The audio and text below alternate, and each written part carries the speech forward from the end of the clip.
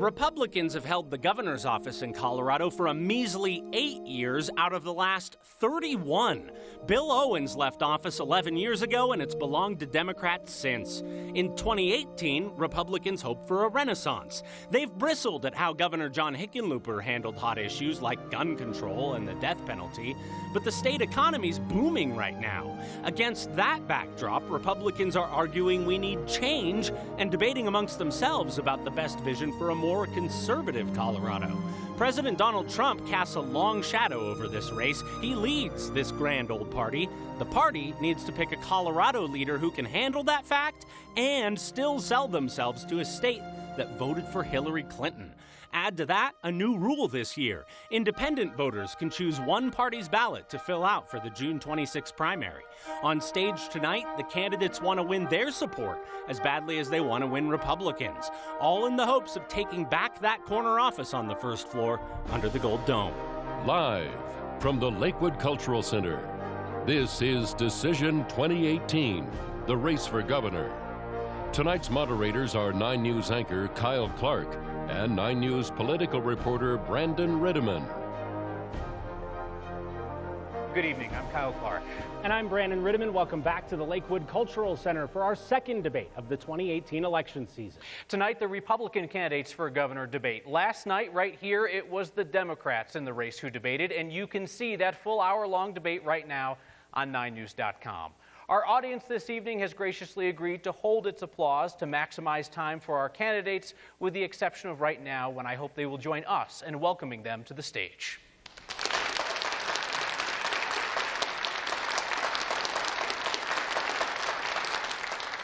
Our partner tonight in organizing this debate is the Lincoln Club of Colorado, the oldest nonpartisan but Republican-affiliated organization in the state.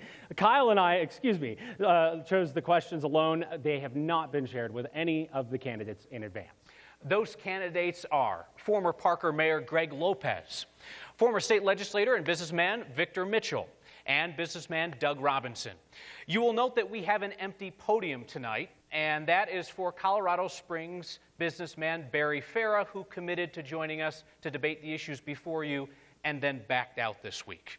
State Treasurer Walker Stapleton and Attorney General Cynthia Coffman turned us down when we asked them to participate in this debate tonight. 9 News will, however, host primary debates closer to those June 26 primaries, and all candidates who make the ballot will be welcome then.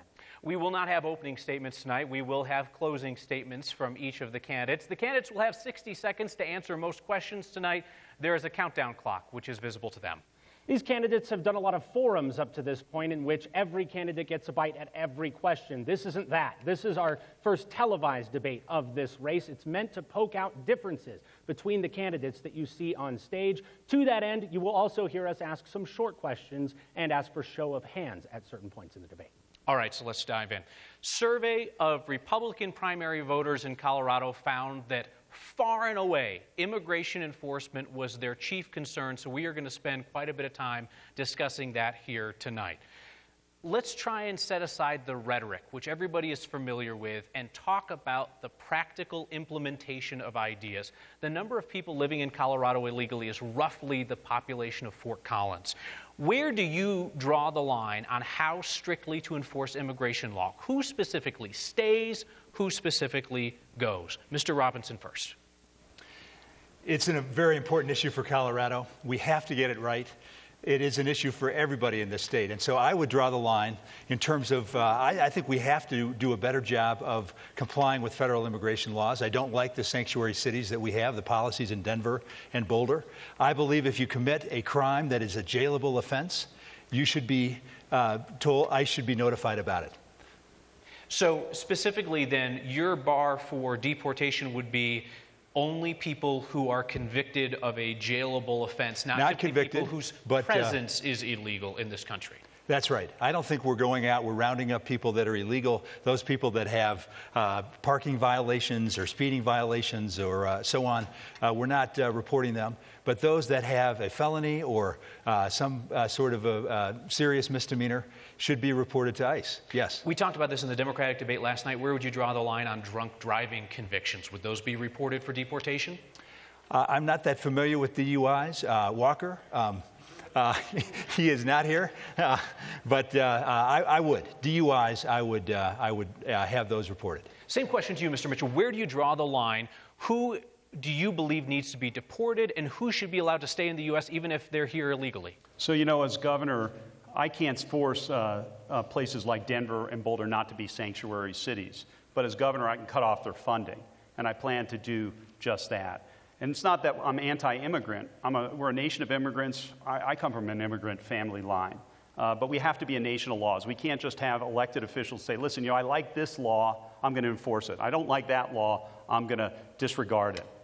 I also believe that we should pass legislation, tough legislation, that holds civilly liable any elected official, whether it's a county commissioner or a mayor, that refuses to cooperate with federal ICE agents. And that would put an end to this. I also very much support President Donald Trump's effort for immigration reform. It's a fair deal that's on the table right now. $25 billion for a wall and other national security in exchange for a pathway for DACA kids. That's a fair deal.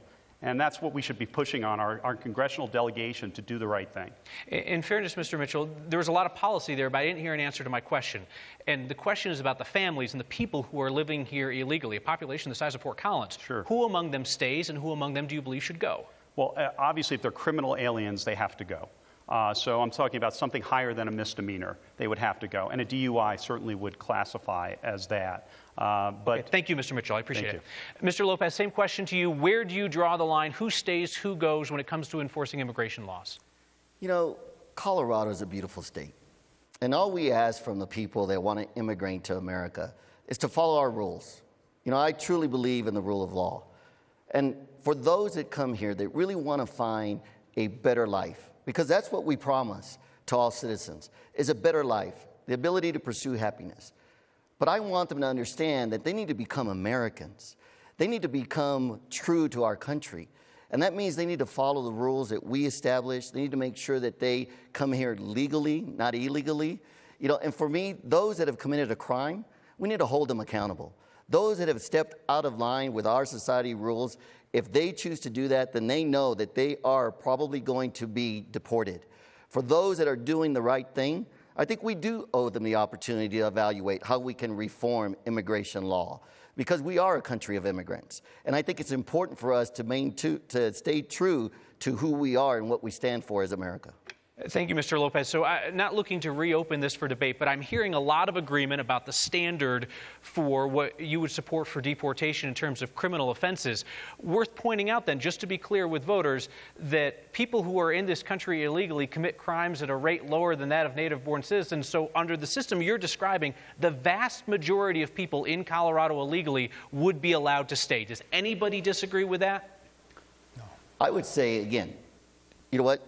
Until Congress. Do you disagree with the number, though? No, well, what you guys are describing, you're describing a small minority. I just want to make sure we're clear on that. Yes. Okay. You know all right. Thank you, Mr. Lopez. What you're really saying, Kyle, is I would never support a deportation force. We're not going to round people up who have not breaking the law other than have come here illegally. But we have to come up with a solution. Colorado desperately needs immigration reform. I mean, we would be a big benefactor of that. We're a tremendous we have an agricultural community. We have a tremendous services industry. We need immigration reform. But no, I wouldn't support a deportation force. We're going to continue this immigration conversation. In this same vein, and we heard a little talk about sanctuary cities. These are cities that have adopted policies that limit in some form or fashion cooperation with the feds when it comes to enforcing immigration laws. As governor, what specific actions, if any, would you take against sanctuary cities here in Colorado? And Mr. Lopez, we'll start with you. Well, I would definitely talk to the mayors and find out what is going on. Why do you feel this is something that you need to be in your community? I'm a former mayor. And when you're a mayor, you make sure that you're protecting the community and the people that you serve. And I believe that when they do a sanctuary city, they're not doing that. They're basically saying that we don't need to follow the rule of the land. And we're going to make excuses or exemptions for those people that have broken the law. Because when you talk about sanctuary cities, we're really talking about those minority individuals that are truly breaking the law to a level where it creates harm and impacts the safety of the rest of the citizens. So I would first talk to them. Second thing I would do is I would sit down with the Attorney General and say, let's talk about this. What tools do I have at my disposal? You know, and if it is withholding funding, I will do that. If there's other tools that we have, then we will use those tools, because it is a wrong message to send that we allow sanctuary cities because those are un-American and it's unlawful. Mr. Robinson, same question to you. What action, if any, specifically would you be prepared to take against sanctuary cities in Colorado? So I would sit down with the mayors. I think maybe the second day I would call up Mayor Hancock and the mayor of Boulder and say, okay, I want to get together and we're going to talk about this and we're going to solve this problem because it just doesn't make sense in Colorado. The Democrats talk about compassion. We are compassionate. Republicans are compassionate. But we're talking about people that have broken the law that should be reported to ICE. And they should not be here. This is a public safety issue. So I would sit down with the mayors and, as Representative Mitchell said, ask them, you know, how long is it going to take you to solve this problem? And we can use the power of state government, the funding from state government, to compel them to take action on these issues. All right. So I've heard all three of you now then mention funding. Mr. Mitchell, do you have anything to add to that? No, I mean exactly what I said earlier. I mean, there has to, right through the long bill in the General Assembly, the governor has a tremendous amount of power, and we could start pulling funds directly from sanctuary cities. Do you see that as compatible with the general Republican belief in local control? Yes, I do, because this is an issue about national security. And that's the difference between not in local control, but states versus federal. And immigration is very much a national security issue. So there's no question about it. I mean, this problem could get on top of. We elect lots of problem talkers. They talk a lot. They don't do anything. But frankly, we need people that actually have the courage to do things. And that doesn't mean we should be anti-immigrant, but it means that enough of this has gone on for too long, and it's affecting too many people. It's really putting our citizens in great harm. Appreciate it. Anyone have other thoughts on local control before I pass it? All right, appreciate it. When it comes to the idea of immigration not only being the chief concern of Republican primary voters, but also a national security issue, President Trump has just asked for border state governors to okay National Guard troops to go to the U.S.-Mexico border. If, by a show of hands, if President Trump asked you as governor of Colorado to send our National Guard troops to the border, would you agree? Okay, let's explore the difference of opinion here. Mr. Mitchell, you would not allow the president to send our National Guard troops to the border. Why not?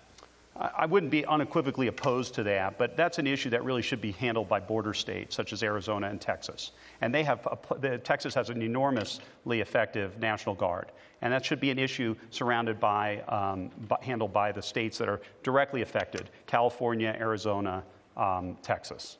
Would it surprise you? Because it surprised me today when Governor Hickenlooper was more open to the idea than you are. He said today that he would look at it. He said we're Americans, you know. So let's jump in here with Mr. Robinson. Why is that something that you would acquiesce to if the president allowed our National Guard troops down there? I think it is important for Coloradans. We have immigrants coming here. It is vital for us. We have to secure our border, and obviously the National Guard is controlled by the governors. The governors have to agree to that. But there's a precedent for this. President Bush did this. President Obama did it. President Trump can do it. And if he asked and made a good case for why this was necessary, clearly we should depend on our border states, Arizona and Texas, California, New Mexico. They should be, providing the bulk of the troops. But if he asked me, I would say yes. We need to do our part. So, Mr. Lopez, these National Guard troops, I mean, they're doing productive service here in our communities when they're serving on the weekends. What would you tell them, their families, their communities, if you decide to send them to the border instead? Well, that's a great question. I'm the only veteran running for governor on both sides of the aisle. I've worn that uniform. And when the commander-in-chief calls us to arms to protect the borders of our country, we need to respond. You know, we're the United States of America. Anytime that there's a threat to our country, and the commander-in-chief says, I need the military to step up to the plate, I would tell their families that they're actually doing what they signed up to do. The oath that they took to defend the Constitution of the United States and respond when we believe that there is harm coming to our country, that is what we're asking them to do. We're not asking them to go out there and start using their firearms. What we're asking them to do is have a presence.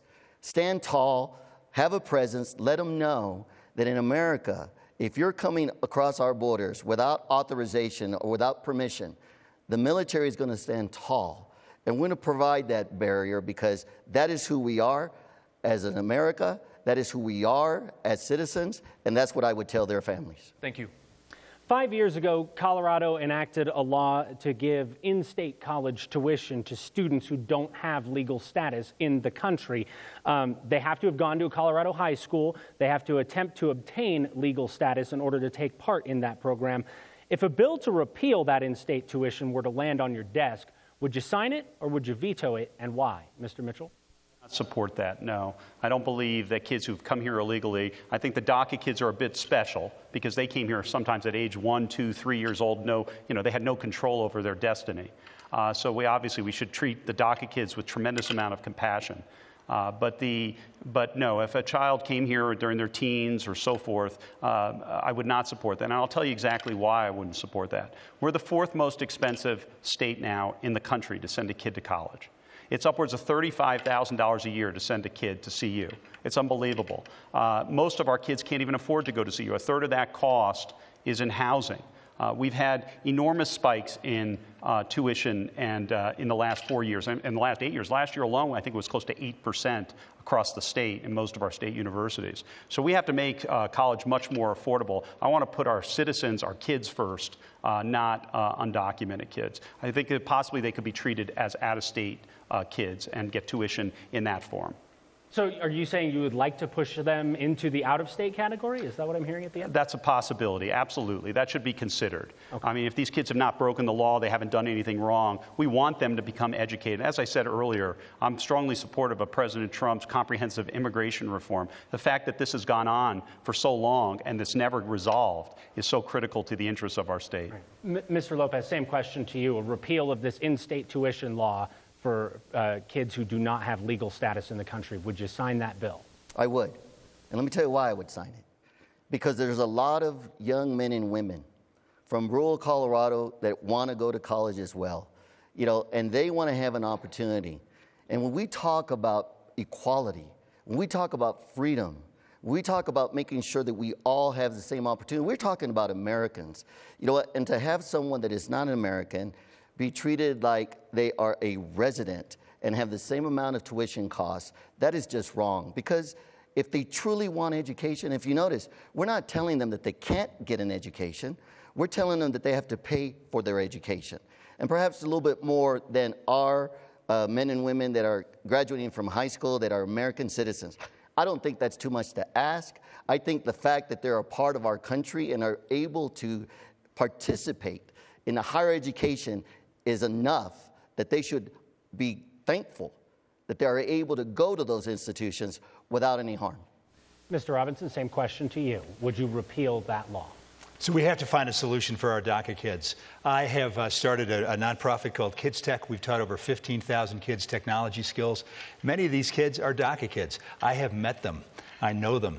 They're exactly the kind of hard workers and industrious kids that we want working in our country. So we have to find a DACA solution. I think we can protect our border and also find a DACA solution. And yes, I would repeal that law. And we have to have compassion for these kids, but they are not citizens of our country.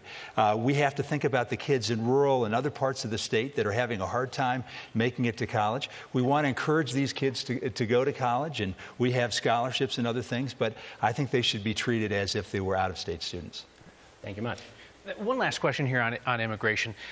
The 287G program existed through several federal administrations, and it allowed local and state law enforcement to partner with federal immigration officials. Basically, it kind of deputized them to enforce immigration law in their states and in their cities. Colorado State Patrol used to participate. They no longer participate. In fact, no law enforcement agency in Colorado participates in this program, despite the Trump administration and Attorney General Jeff Sessions asking them, pleading with them to do that. As governor, would you direct the Colorado State Patrol to rejoin the 287G program and to enforce federal immigration law here in Colorado? Mr. Robinson. Yes, I would. Okay, Mr. Mitchell. Absolutely. Mr. Lopez. Very good. We're going to switch topics here. A recent Magellan poll put transportation as the #2 issue for GOP primary voters. Now, part of the problem in paying for more roads here is the gas tax is kind of slowly dying right now. It's been 22 cents a gallon since the early 90s, but the cars keep on getting more efficient, so less taxes coming in per capita.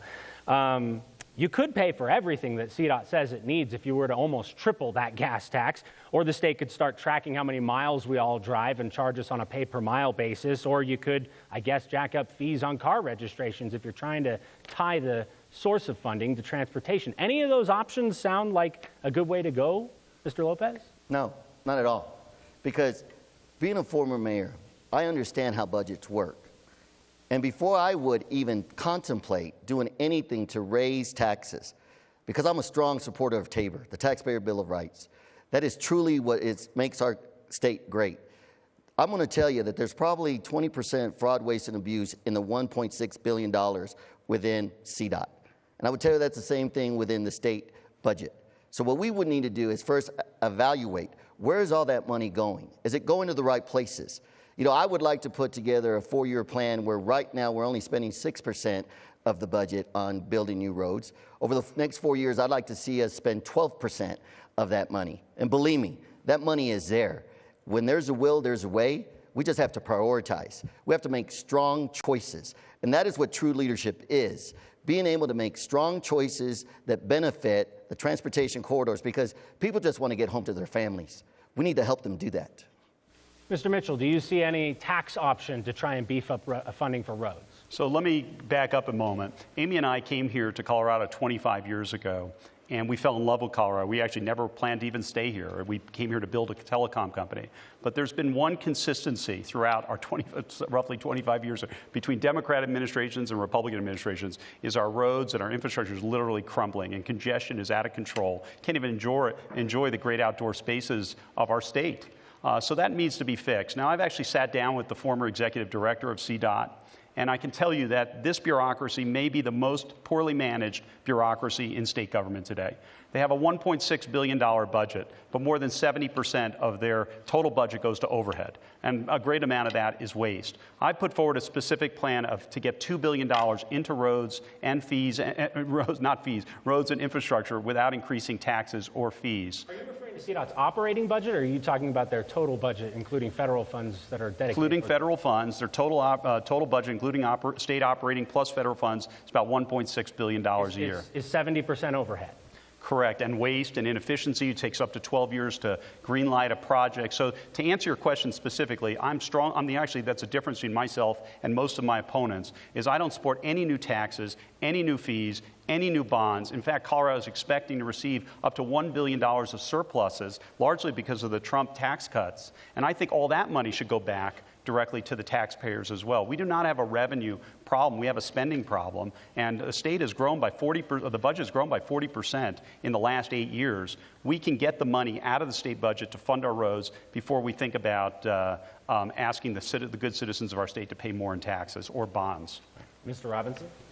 As a candidate, we've all had first experience with our roads across the state, and we have spent way too much time in traffic. I have driven recently from Uray to Montrose and hit potholes and seen washed out shoulders.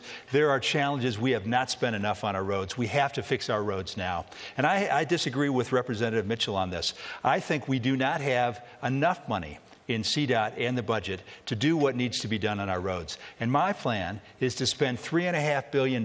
Where do we get that money? We borrow it. TABOR requires us to go to the voters to borrow that money, just like we did with Bill Owens 20 years ago.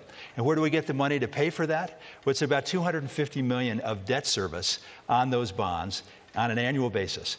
This is, if you can believe it, it's 20 years since the fast tracks bonds. They're rolling off. That's in excess of $100 million that we can put towards that. And we can find savings with public-private initiatives, how CDOT is operated in the general budget to have the funding to support those bonds and to fix our roads now.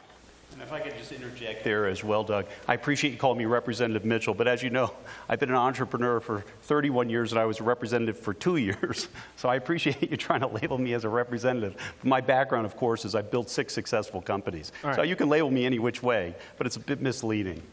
All right, another question on this topic. I want to know if you support the approach that we've seen from CDOT in recent years, in which they partner with private investors to try and put in these sort of bonus pay, toll, express lanes in order to get more highway lanes built. Mr. Mitchell, we'll start with you. I don't support any express lanes or tolling lanes in particular, because I believe that we can reform our roads and infrastructure without that. I mean, what you're really asking for when you ask for a toll lane, you're asking for a tax. And I think that's wrong. I mean, our citizens deserve, we're paying enough in taxes. Most people are generally still making about the same as they were 10 years ago before the Great Recession. I don't think we should be asking people to pay more money. I mean, we have tremendous waste and inefficiency today in CDOT. For example, my $2 billion plan includes basically limiting CDOT's total overhead to no more than 20%. Today it's over 70%. That would require a reformer to come in and reform the whole department. I want to change this obscure committee in our General Assembly called the Legislative Audit Committee. I want to change that from auditing to performance-based auditing, where they actually look for ways to drive costs, drive waste and inefficiency out of the process. I also want to deploy roughly the $1 billion that's cash and cash equivalents that's on CDOT's budget today directly into contractors' hands. People don't appreciate it, but CDOT doesn't build anything. They have 3,300 employees. They fix our potholes. They plow our snow, but they don't build anything. So we want to get the money directly into the contractors' hands. All right, but this option's off the table for CDOT under your administration. Temporarily, yes. All right. Mr. Robinson, you support this public-private partnership approach that CDOT's been using? I think there's a place for that, absolutely, and there is a place not for that. And there's a place for tolls, and there's a place not to have tolls. And I see I-25, that is our major throughway. It should be free. So I do not see tolls on I-25. I've said this in ads. I see 4 lanes both directions from Colorado Springs to Fort Collins, no tolls, no new taxes. But I think these sorts of lanes can work. They're working on I-36. They've worked on I-70. We need to widen I-70, so there is a place for both. And yes, public-private initiatives do work. One of my ideas is to do exactly what the state of Florida did. They put out for bid much of their road maintenance. And you know where the bids came in? The highest bid was 12% cheaper than the state was operating. That was hundreds of millions of dollars that they could redeploy into other projects within their transportation agency.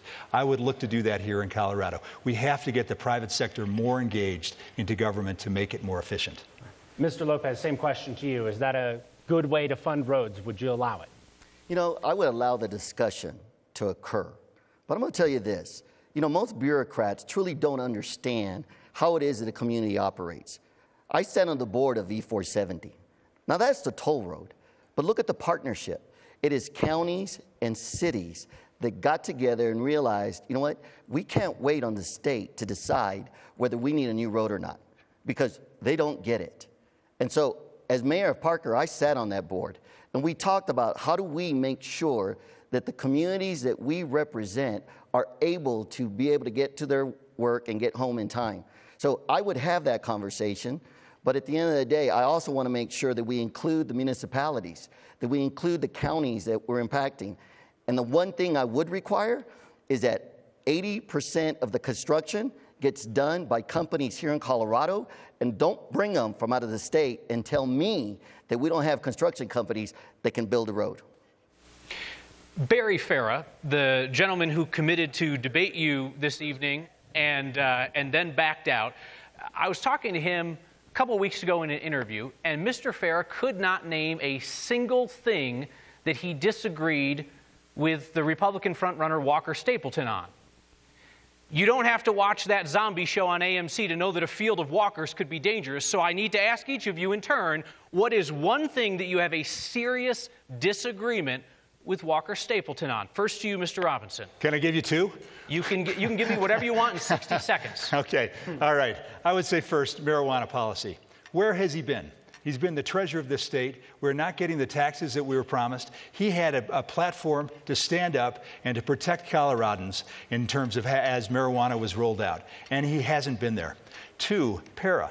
He says he's been the voice of para for a long time. I am tired of voices. I want action.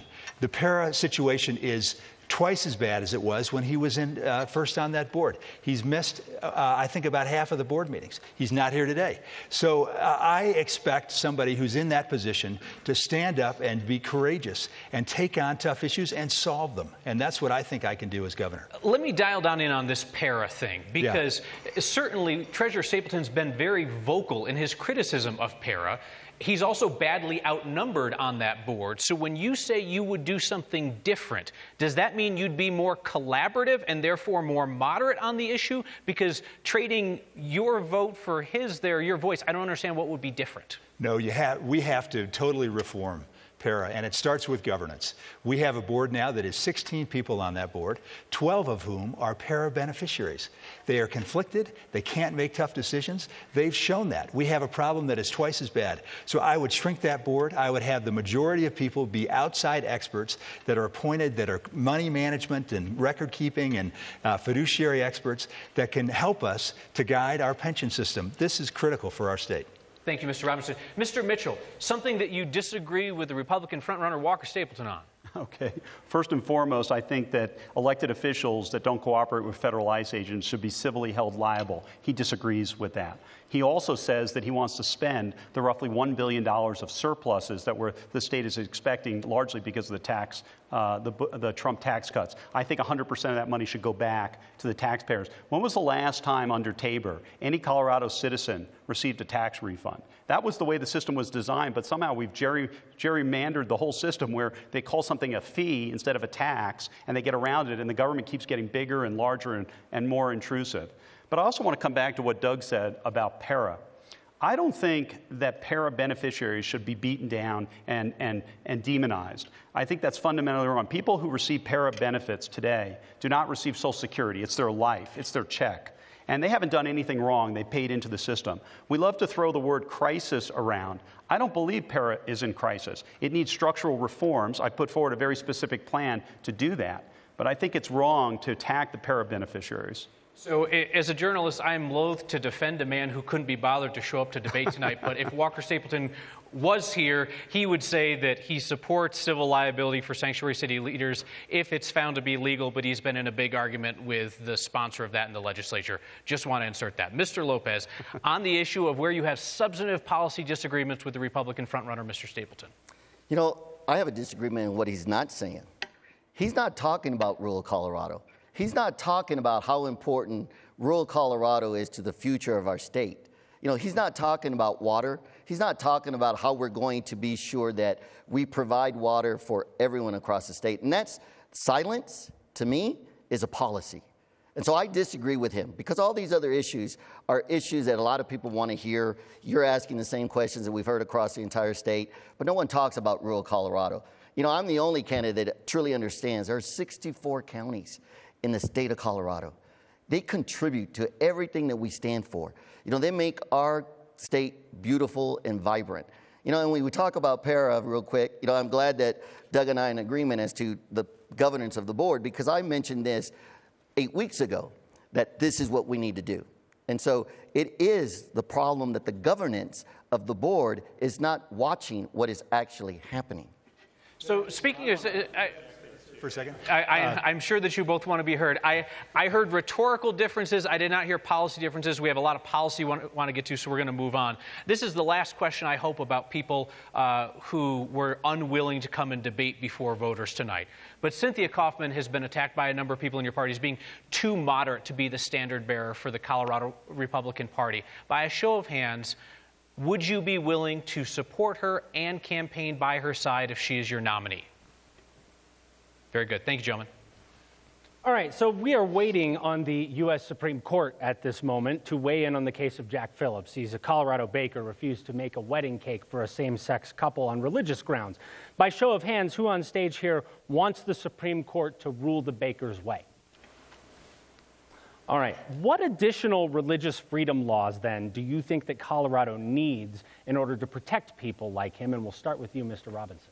So I actually drove by on the way here. My wife pointed out, there's the Masterpiece Cake Shop. It's really about 1.5 miles or maybe 2 miles down Wadsworth from here. That's really about religious freedom and religious expression. And we need to stand up for religious freedom in Colorado. And we don't take away rights from others, so it's not about taking away rights, but it's about making sure that we have full religious expression, which is protected by the First Amendment of the Constitution.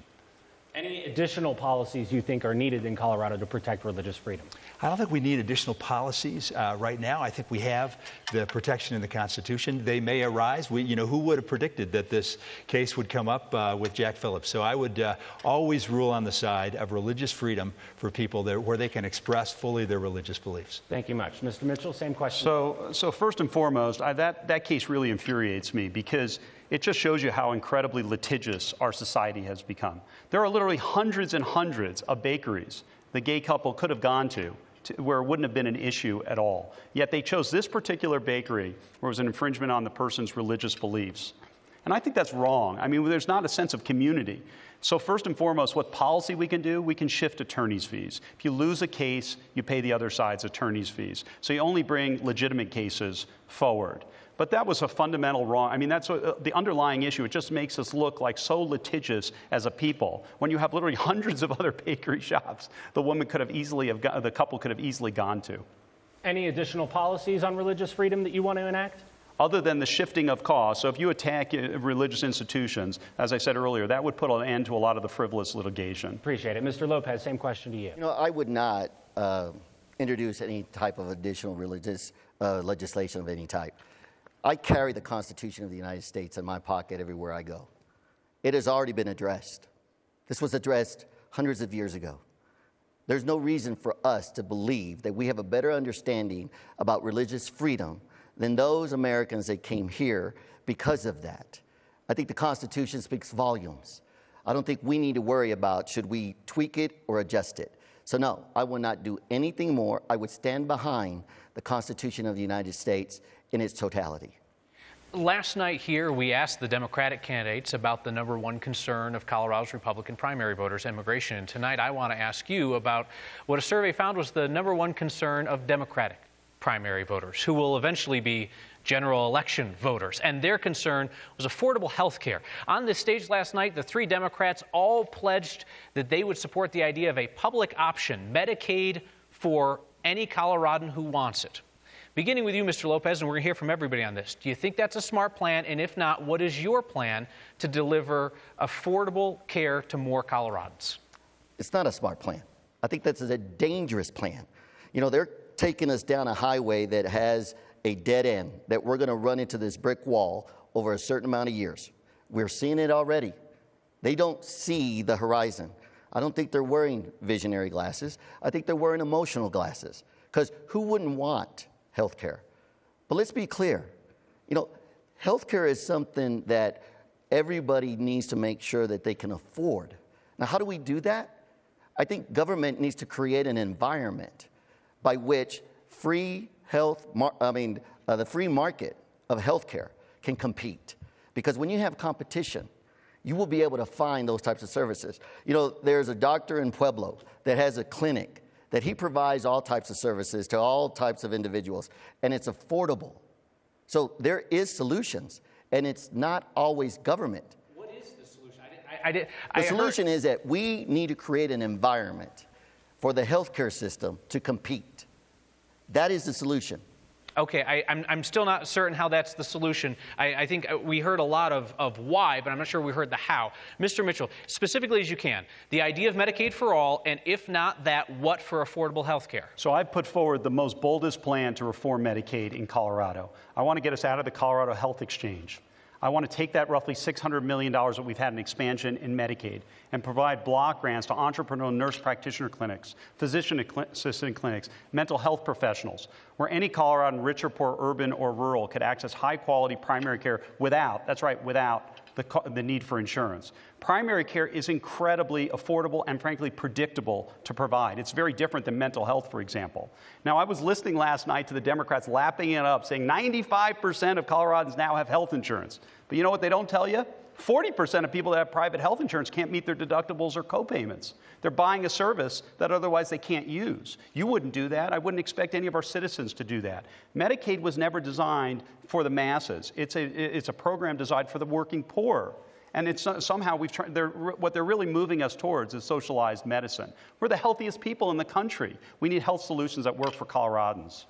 Mr. Robinson, the idea of Medicaid for all, or what is your plan for affordable health care? So I understand where the Democrats are coming from. There is a pain across Colorado. Individuals, families, businesses, government, healthcare simply costs too much. And I have given up hope that Washington's going to solve it for us. It's too political. Give it to the states. Let us do it. So I would do a few things. One, I would require price transparency in healthcare. What other industries do you know of where you don't know what the thing cost until after you consumed it? That doesn't make any sense. We could require medical providers and medication to be disclosed what the prices were. That would get this competition that Greg's talking about into the system.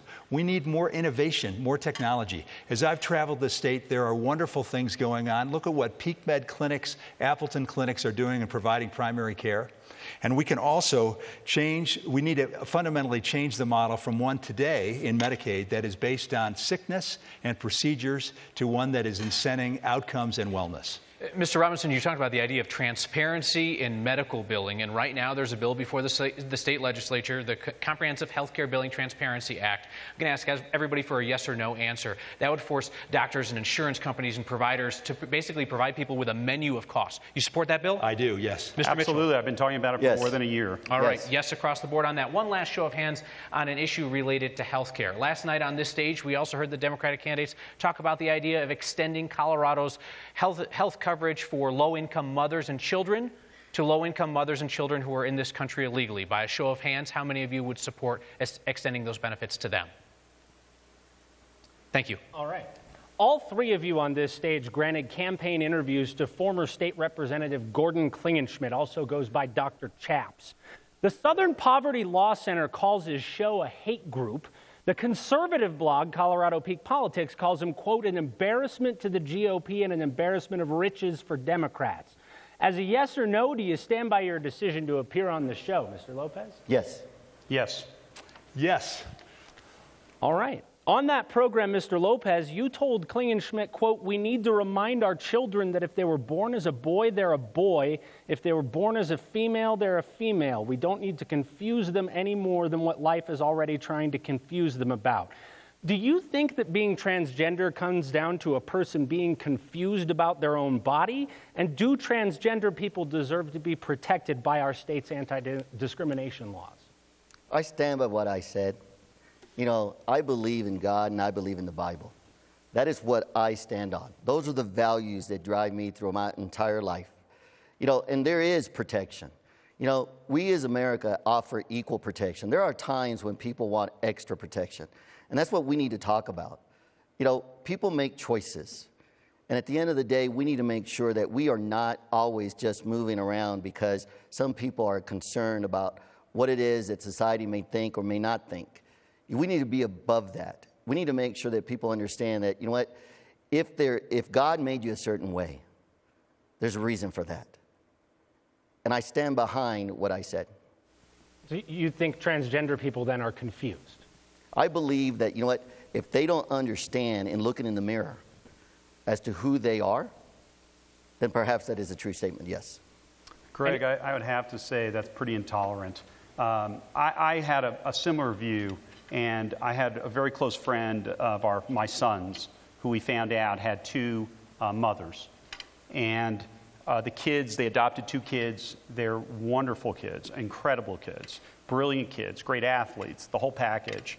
And I've come around to that whole way of thinking. So I think that's, you know, what you're really saying is almost like conversion therapy is effective. I don't believe conversion therapy would be effective. I'm not demonizing any of these individuals. That's not what I'm doing. You know, again, there are brothers and sisters. I'm not criticizing them in any way, shape, or form. All I'm saying is that, you know what, when we deal with those issues, because they have a right to their feelings. I'm not saying that they don't. They have the right to be able to be concerned about their safety. I'm not saying that they don't. All I'm saying is that we need to stand tall based on what we believe as a conservative. That's all I'm saying. Happy to hear from anyone else who wants to jump in. Otherwise, we can move on. I would just say that as Republicans, we often are labeled as against people and so on. And we're really the party of opportunity. We're for people. We want transgender people to be successful and to have opportunity. We don't want them to be discriminated against. We want all people to rise. And it's Republican and conservative principles, I believe, that give that economic opportunity, that freedom, the educational change, dealing with health care. All of those things come from where we are. We're not against people. We want people to have opportunity. Thank you, Mr. Robinson. A question now to you on the issue of marijuana industry regulation and reform, which you brought up earlier.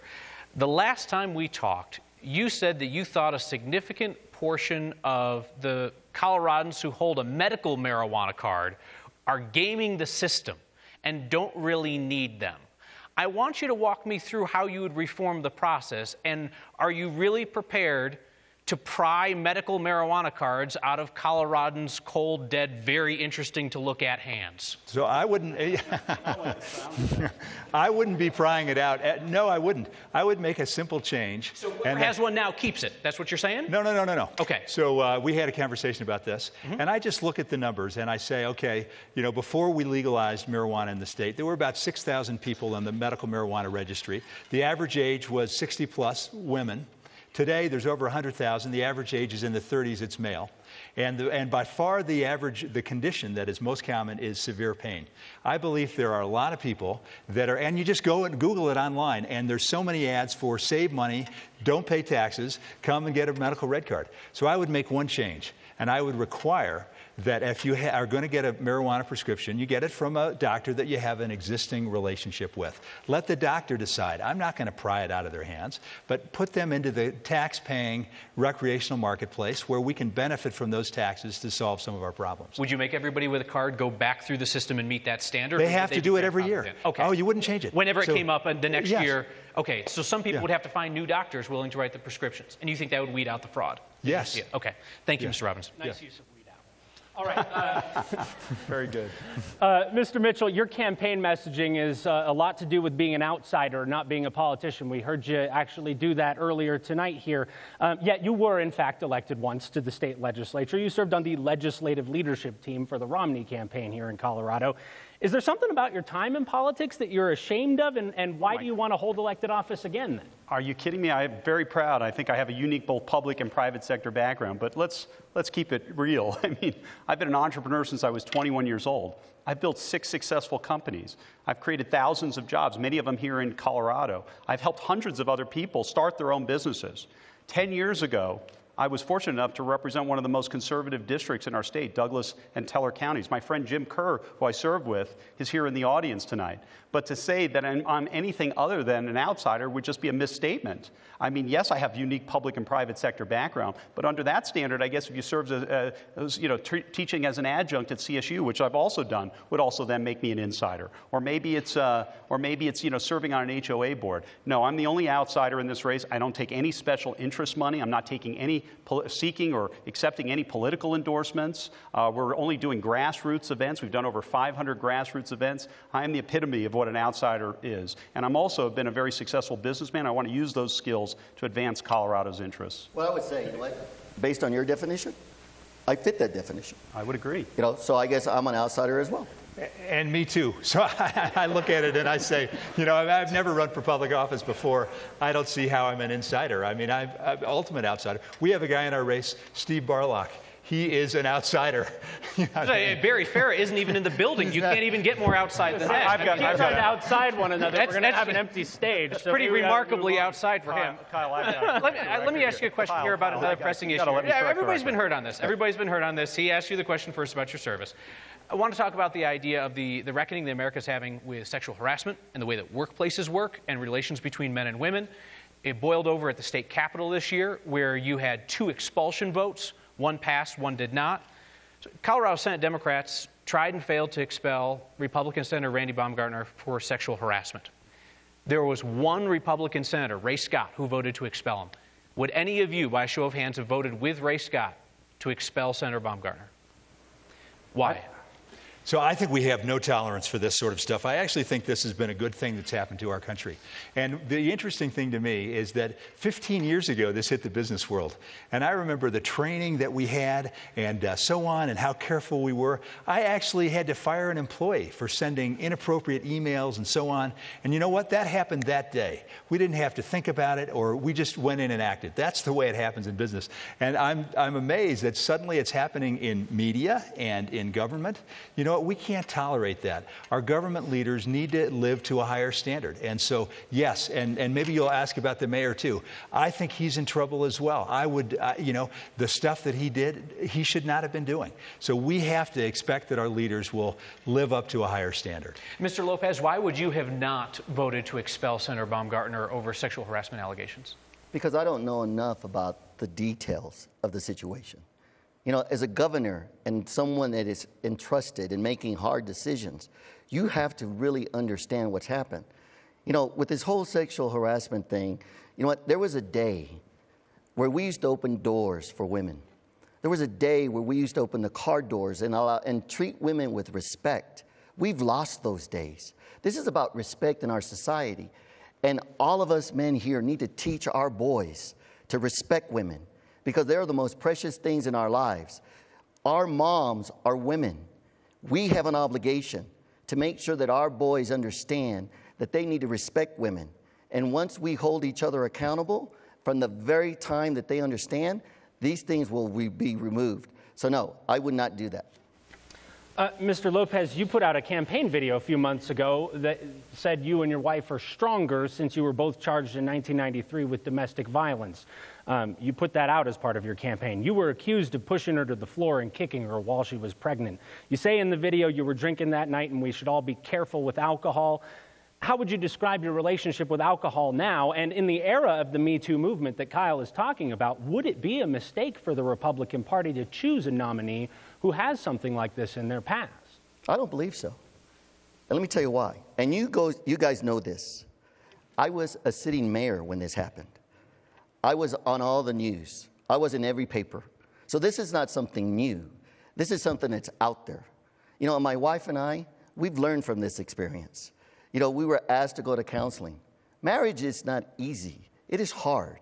And if you're married or you're in a relationship, you understand what I'm talking about. But the true character of a man is he owns his mistakes. He stands tall and lets people know that, yes, I made a mistake. And I want to help others to make sure that they don't make the same mistake I made. You know, and to answer your question, you know what, as it pertains to alcohol, you know what, we all sometimes perhaps have one too many. But I've learned from that, and I don't do that anymore, because I understand that you must always be aware of what it is that you're doing. I have a question for the group here. Are there any specific gun control laws on the books in Colorado that you would seek to repeal as governor? And are there new gun laws we don't have you think are needed? Mr. Mitchell, we'll start with you. So I would support banning bump stocks. I support eliminating the magazine limits currently. But I want to go back to what Doug said earlier. Doug called himself an outsider. Doug, it's time to be straight with the people. You're not an outsider. You're an insider. You're Mitt Romney's nephew. You're George Romney's grandson.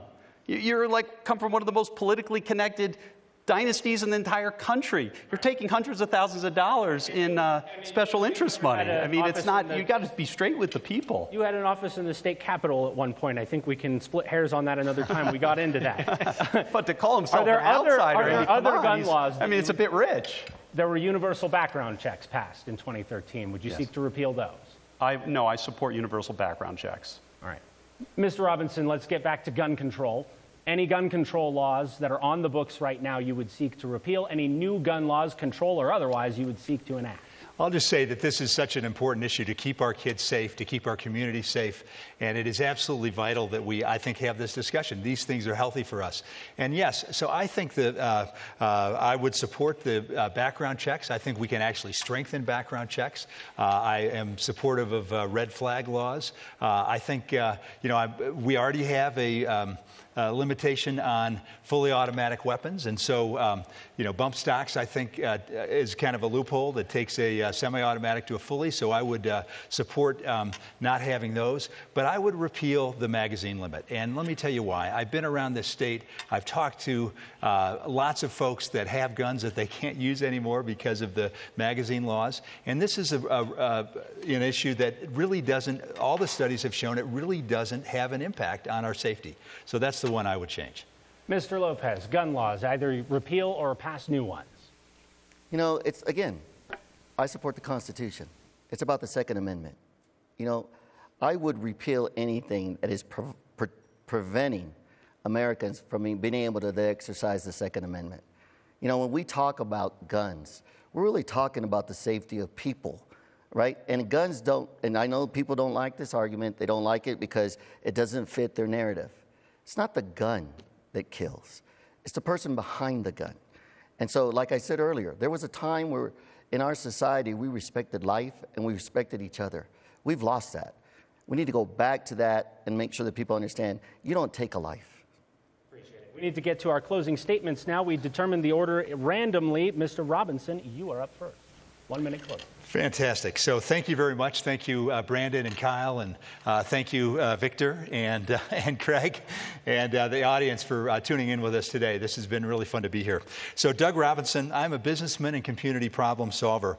I believe I've done more from outside the system than any of my candidates. I've been responsible for behind the scenes for over 15 pieces of legislation that have made lives better for Coloradans and children in this state. I want to bring that same experience to government to build our vibrant future. I have a vision for Colorado to be the best place in the country to live, to work, to raise a family. What do? We invest in our roads and in our infrastructure. We improve our education so that all of our kids can be prepared for the jobs of the future.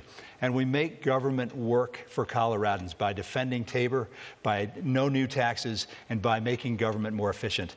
I am prepared to lead to build the vibrant future for Colorado. I urge our voters to look and vote for me and to check me out at dougforcolorado.com. Mr. Mitchell, you're up. So 41 years ago, it's hard to believe, I was taking care of a single mother and sleeping on a floor. We were almost homeless. And 41 years later, I'm running for arguably the most important job in one of the most consequential elections in decades. What a country, what a state. Our campaign started a year ago with little to no name ID. We have close to 50,000 Facebook supporters that have joined our movement. We've done over 500 grassroots events in 61 counties. Why? Because I'm the only true outsider businessman in this race. We put forward bold ideas on a whole host of issues, including getting $2 billion into roads and infrastructure, coming up with plans where any Coloradan can access high-quality primary care without insurance, bridging the urban and rural divide, rolling back 100,000 pages of rules and regulations adversely affecting small business. I have a unique personal experience. I have a unique professional experience. I've been a job creator and an innovator for more than 30 years. I look forward to you checking me out online. My website is vicforgov.com. Thank you so much tonight, Kyle. Great event. Mr. Lopez. Para gente mexicana, yo creo que ustedes saben que yo quiero la familia de nosotros. La familia es muy importante para mí. Y les vamos a ayudar a ustedes a hacer trabajo bueno. I truly believe that the governor of Colorado needs to embrace all the diversity that our state is known for. Rural Colorado, urban Colorado, there are 64 counties in the state. And I truly believe that the job of the governor is to promote, protect, and preserve the various economies and the different ways of life that make Colorado the great state that it is. I come from humble beginnings. My mom and dad worked long hours in the fields, and they taught us boys two things: compassion and integrity. They taught us to be honest, they taught us to work hard, and they taught us to be proud to be Americans. And I will help others understand that it's about all of us, not just some of us. Thank you, Mr. Lopez. I tell you what, it's a good thing that Barry Farah didn't show up because we are out of time. So for everybody watching at home, if you're interested in watching this debate in full, it will be posted on YouTube on 9news.com later tonight. That is also where you can watch the Democratic candidates debate. That was last night here on Channel 20. We are just getting started in the primary and then the general election season, and I hope you'll join us for debates throughout. Our thanks to all of the candidates who are willing to take the stage and debate the issues before you tonight. Our thanks to our very respectful audience, and thank you to all of you watching at home. For Brandon Rittiman, I'm Kyle Clark. Good night.